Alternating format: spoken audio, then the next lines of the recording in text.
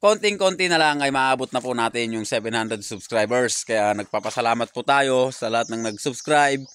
And sa lahat po ng hindi pa po nakakapag-subscribe at napadaan lang po dito sa aming maliit na channel, kayo po ay inaanyayahan namin na mag-subscribe and pakiclick na rin po yung notification bell para ma-update naman po kayo pag mayroon kaming bagong video. So, nandito na naman po tayo sa ating mini farm sa may area mismo ng ating mga alagang kambing. Dahil nga po sa nandito po yung ibang mga sisiw natin. Bali kanina kasi meron na naman po tayong bagong sisiw na napisa. So, mayroon pong 10 sisiw na bago nating alaga dito sa ating farm ngayon. So, nandito po sila, nilagay ko po sila dito. And out of 11 na itlog po mga kaibigan or mga kaagri, ay 10 po yung kanyang napisa.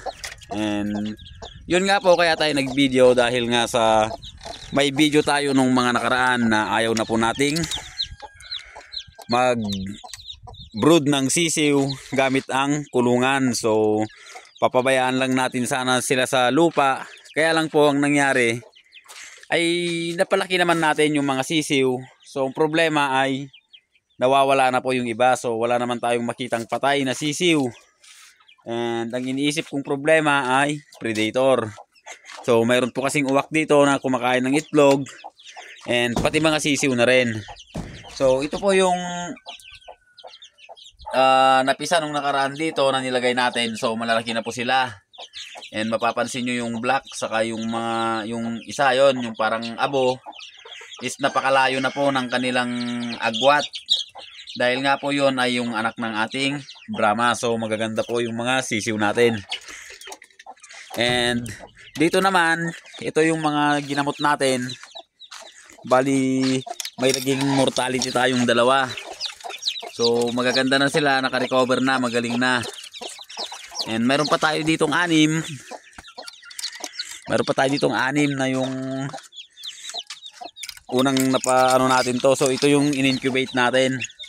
Bali yung 4 na black astrolorp ay nasa kabilang kulungan, hiniwalay ko na.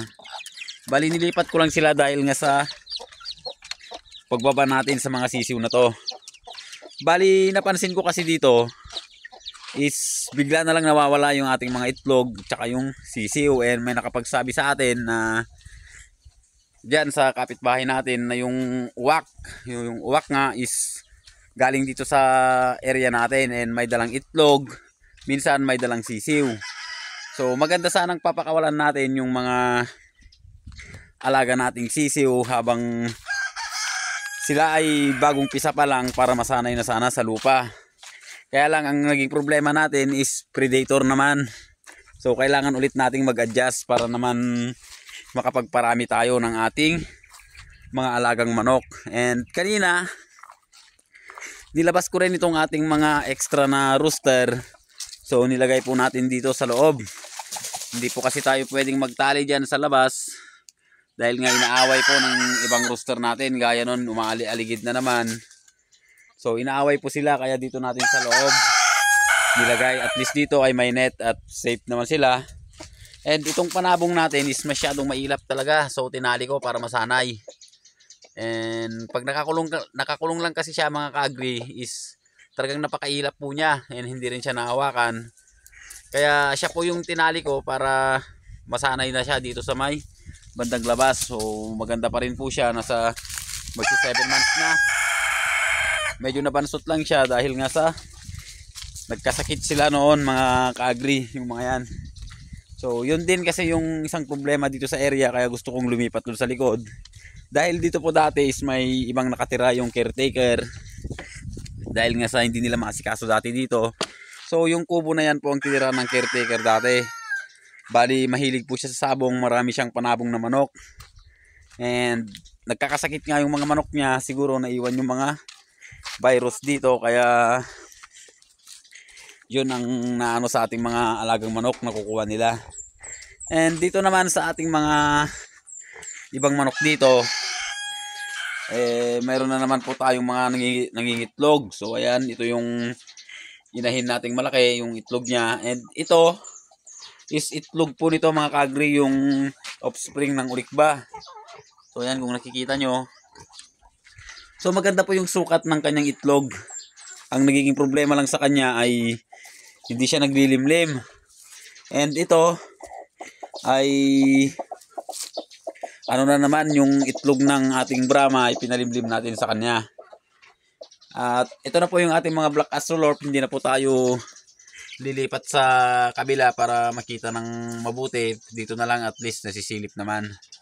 So ayun nga, yung mga problema natin ngayon ay yung predator sa mga sisiw at itlog. So nung nilagay natin dito yung mga manok at dito na ng itlog, is hindi naman na nagagalaw yung itlog.